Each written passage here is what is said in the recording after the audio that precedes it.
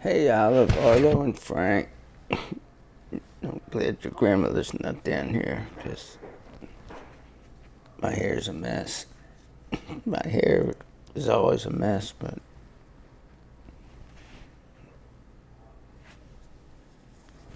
okay. There we go.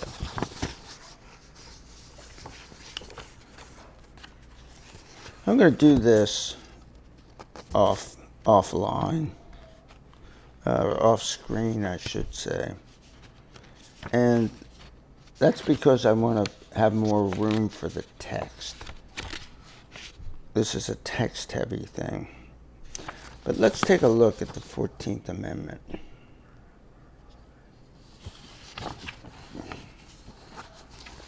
So before we get started, what are my bona fides? And even before we talk about my bona fides, what are bona fides? When somebody says, these are my bona fides, what are they doing? They're presenting evidence to prove their legitimacy, their authenticity, their qualifications, and essentially they're showcasing their credentials or proof that they are who they say they are, or that they possess certain skills and experience that they claim to have. So they're claims. And, you know, if I was a judge, I could say, well, my bona fides are that my entire career I dealt with the 14th Amendment in the courtroom. Or if I was a lawyer, well, I haven't been either of those, but I've dealt with the 14th Amendment for most of my adult life. Almost half my adult life. So I'm 71 now. 36 years I dealt with the 14th Amendment. Now, that doesn't mean I'm correct. That's a logical fallacy called an appeal to authority. An appeal to authority is, well, this guy has to be correct about the 14th Amendment because he dealt with it in his career. So that can't be true, because if you have judges who are very, very familiar with the 14th Amendment, they're going to disagree on a lot of things. So who are you going to listen to? So just because you have bona fides doesn't mean you're correct, but it just means that you're familiar with the subject. And I'm familiar enough with it that that I decided that I was going to do a short video on this.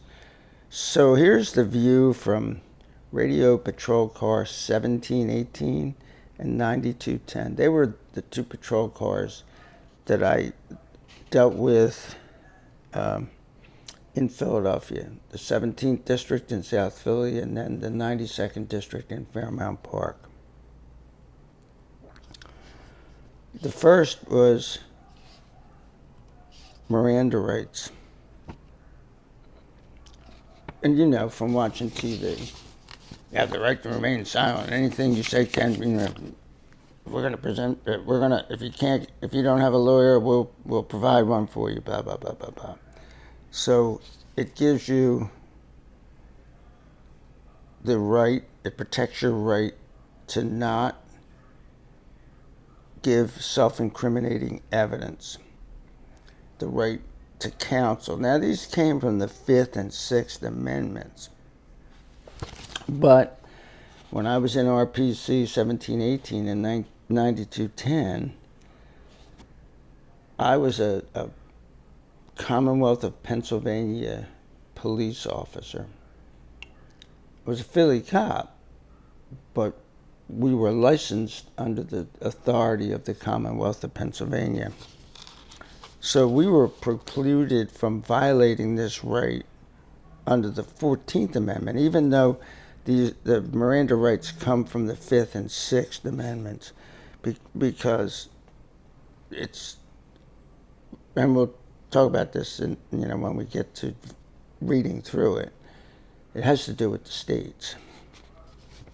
So then the next thing was searches. Usually, in my career anyway. Now, right before I left to become a stockbroker, I made detective, but I never was a detective.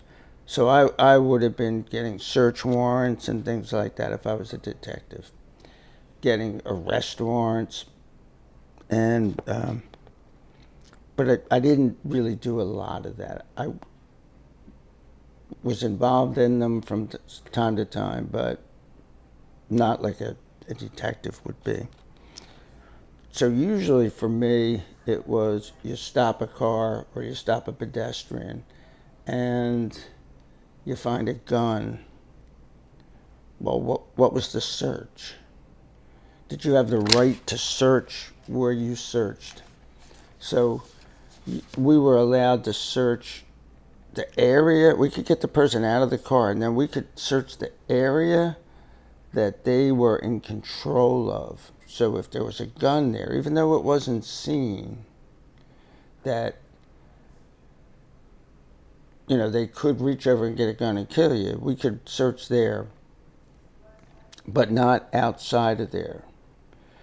If we found a gun in the trunk, well, did the guy open it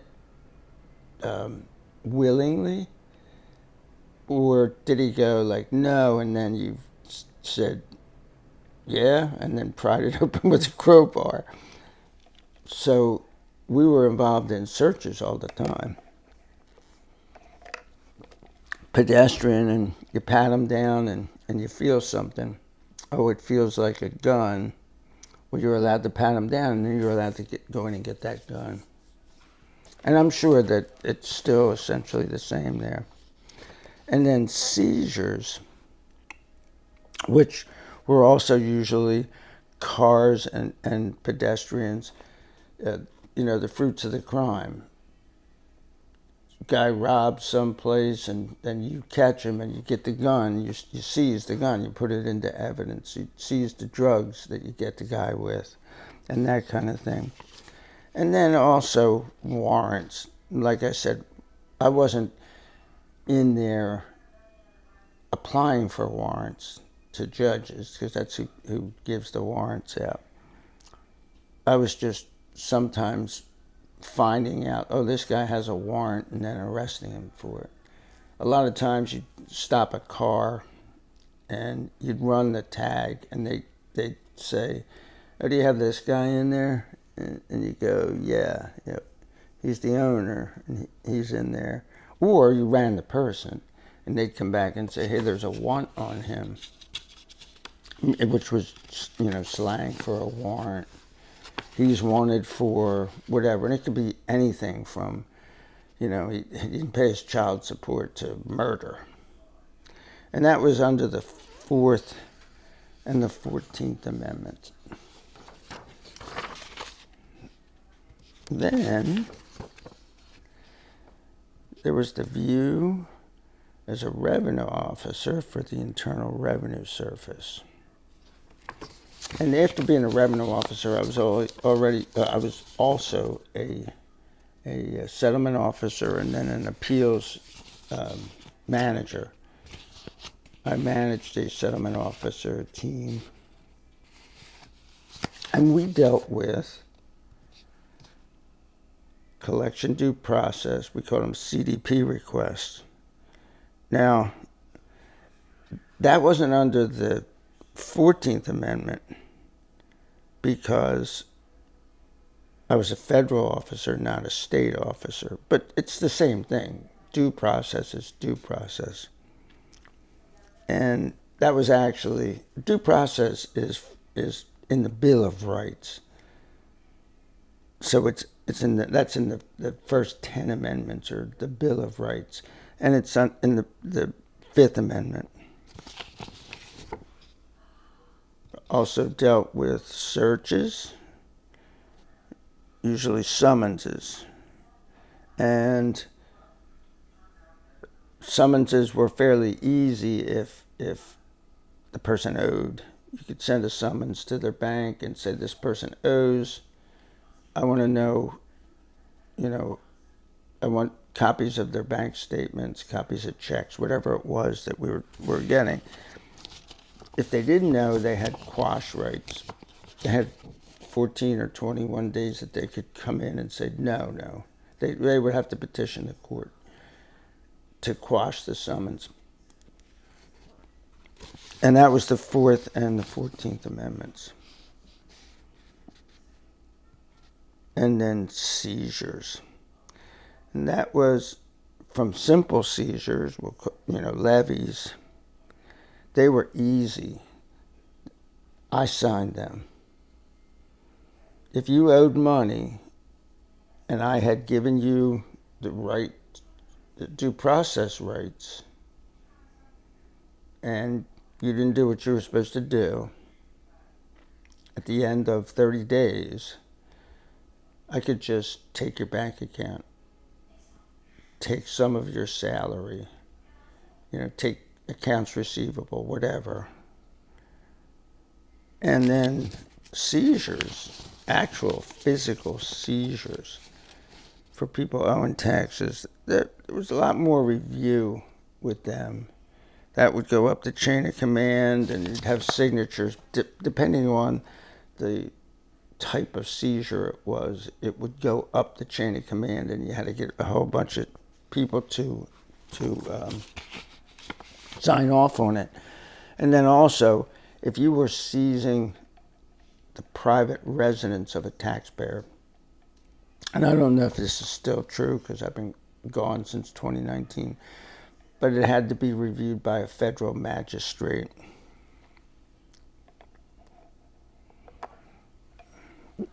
And this is also dealing with the 4th and the 14th Amendment. So that's my bona fides. Now, why are we talking about this?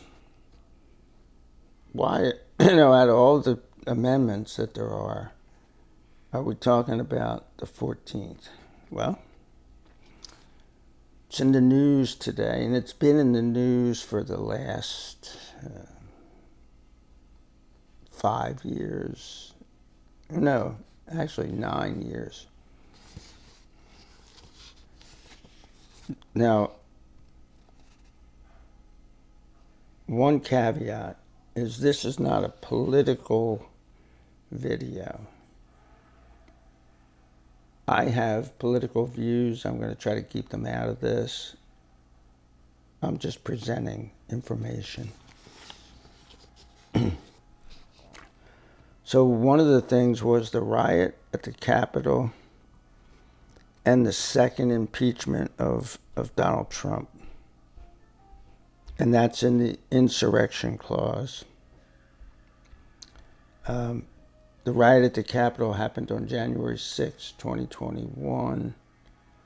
And Trump had already been impeached once, but they impeached him again.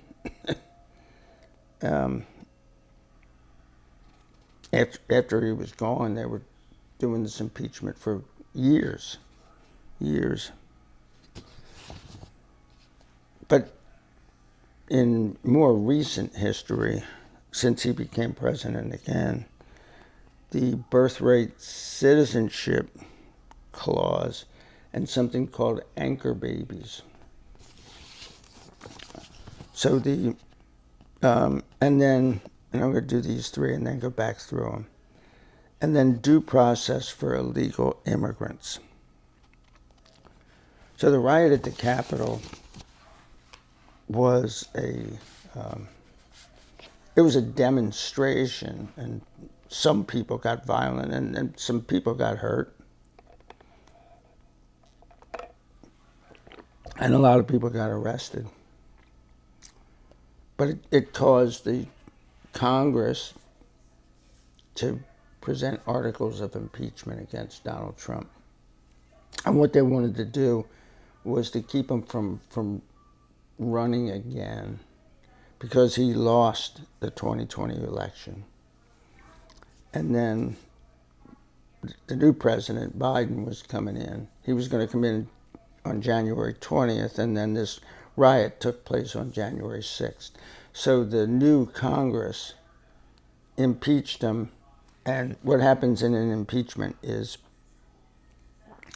they present the evidence to the House, and the House votes to impeach, and then it goes to the Senate for the actual trial. And in the Senate and the Supreme Court is the judge. It might just be the head of the Supreme Court, but it might be the whole Supreme Court, is the judge, the panel of judges that hear the case. But it happens in front of the whole Senate, which is 100 people. And then they vote on it, and I think they have to get 3/4 of the Senate to vote to impeach him. And then he wouldn't have been able to run again in 2024 like he did, and he won. Now he's back in, and during Biden administration, there were a lot of people that came into the country that Trump doesn't want the country, and a lot of Americans don't want him in the country. But I'm not here to talk about that. I'm just here to talk about, well, what are the facts? So part of the 14th Amendment we're going to see has to do with being born in the United States. If you're born here, you're a citizen. So people would be here who weren't citizens and who were never going to become citizens, and they would have what are known as anchor babies. Like, ooh, now I have an anchor in the United States, so my kid is a citizen, so I get to stay too. We'll see. We'll see what happens with that. And now that they're starting to send a lot of these illegal immigrants back to their home countries, there's all kinds of lawsuits about how much due process you get when you're deported. And none of this is settled. That's why we're doing this, because all this stuff is heading to the Supreme Court. Well, maybe not the impeachment stuff. Okay, so let's talk about the 14th Amendment in context. It's one of 3 Reconstruction Amendments. So we had the Civil War, the end of the Civil War. This is, we're talking about like 1865. The 13th Amendment is ratified, and that ended slavery. So you have the Civil War. It's over. It was over slavery. Now the war's over. The North wins. They're anti-slavery, so slavery is now illegal. Then you have the 14th Amendment, which was ratified 3 years later in 1868. And it's the cornerstone of civil rights in federalism. It grants citizenship to all persons born or naturalized in the United States. And so you're born here or you're naturalized, which means you apply for citizenship and you meet the requirements and are granted citizenship. It ensures equal protection under the laws, prohibits states from denying due process, and addresses issues related to apportionment, holding federal office, and war debts. So I don't want to get into what apportionment is. I don't think it's that important to this discussion. And then you have the 15th Amendment, which was ratified 2 years later in 1870, and that protects the right to vote for former slaves and their descendants. Now that we have looked at it in context, given some background, you know my bona fides, let's actually read the 14th Amendment. Here's Section 1. And it says this: all persons born or naturalized in the United States and subject to the jurisdiction thereof are citizens of the United States and of the state wherein they reside. So I was born in Pennsylvania.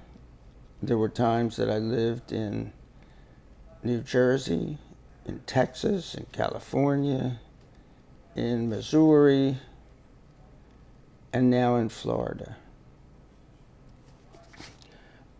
I'm not a citizen of all those places. I'm a citizen of Florida.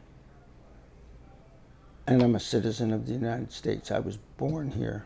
I was born in a women's medical center in Philadelphia, Pennsylvania in 1953. So, but this is Reconstruction. So, what are they talking about here? They talking about anchor babies? Like, yeah, just come to the United States and pop out a kid, and then you get to be on welfare or whatever it is that people want to come here for. And a lot of them want to come here to work, but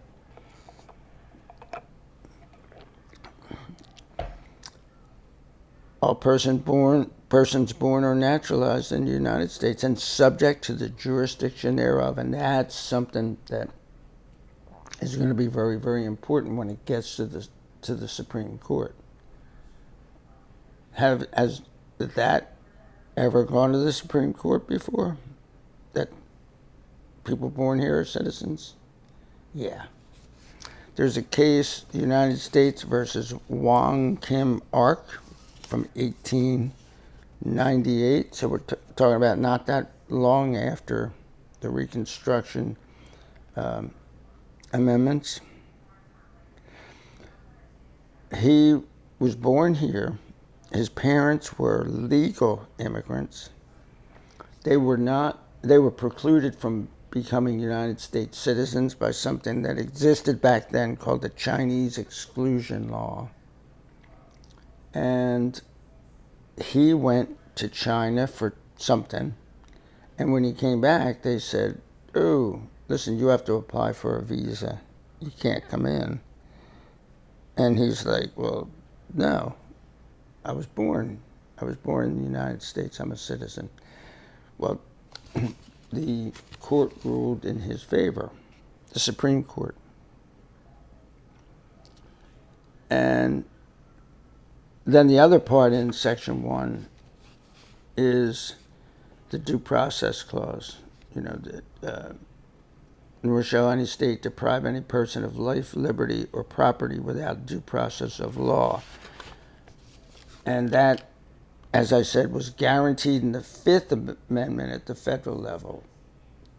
But the 14th extends it to the states. Section 2.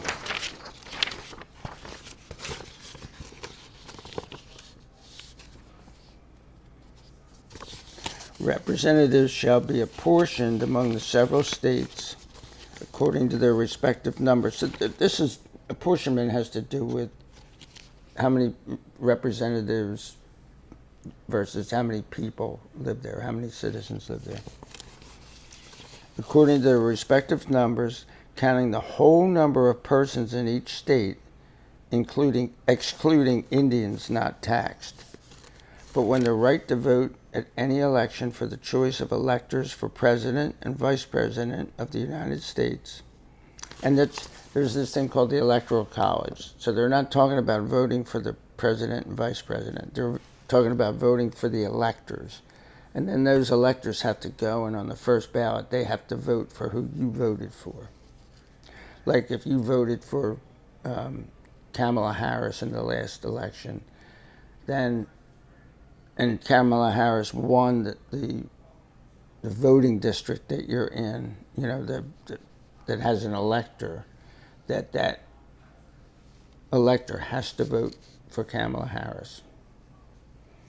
So what happens is after you get past, I think it's 281 electoral votes, then you're the president. Might be 278, I forget, but it's in that area there.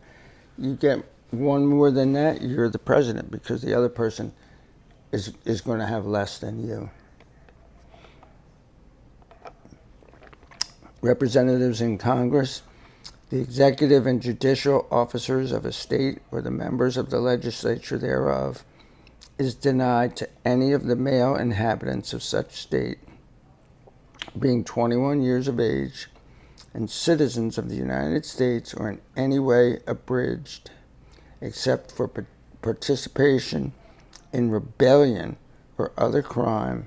The basis of representation therein shall be reduced in the proportion which the number of such male citizens shall bear to the whole number of male citizens 21 years of age in such state. And the rebellion that they're talking about is the Civil War, of course. So let's keep reading. Section 3.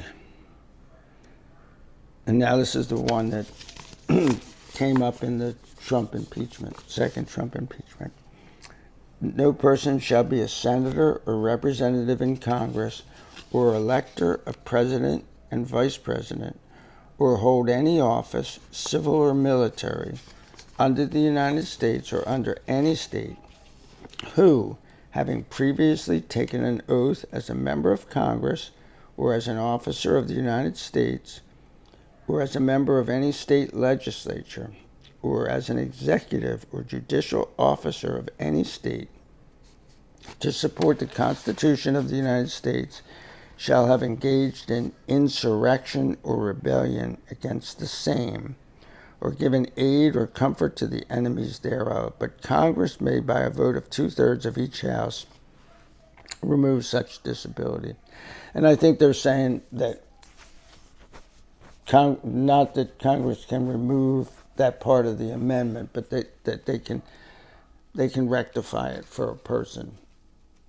Say that you were, I don't know, Robert E. Lee, who was very well respected, but he was from Virginia and he fought for the South.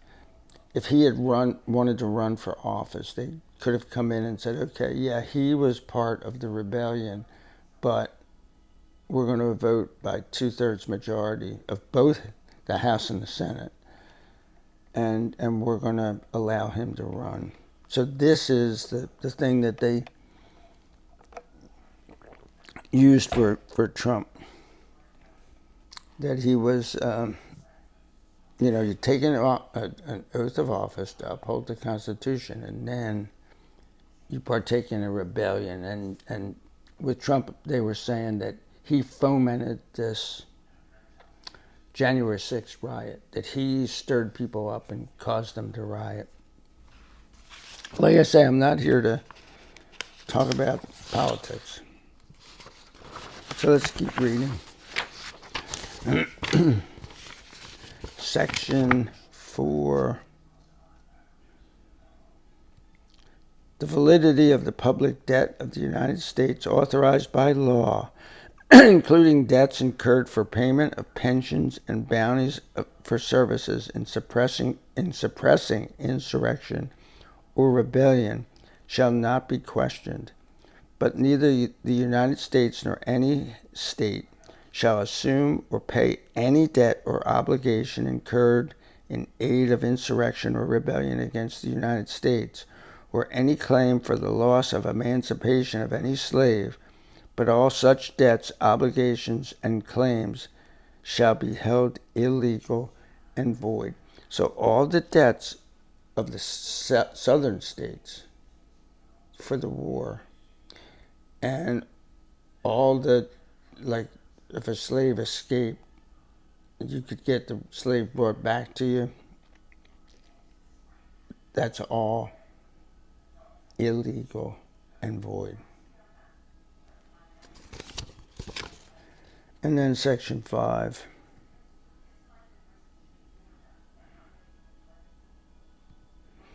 Congress shall have power to enforce by appropriate legislation the provisions of this article. So,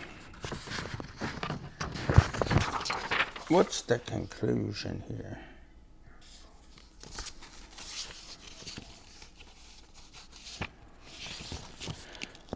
We looked at the fact that the Fourth Amendment came about because of the Civil War. So it would be a conclusion that we could make that it really only has to do with the Civil War. But it is the law of the land. So it applies to everyone in the land. Either, like, let's just say that they overturned birthright citizenship for the anchor babies. That means that they've determined that that's what the law says, the law of the land says. So this will be very, very interesting as all these things bubble up. Now, when new presidents come in and they start making executive orders and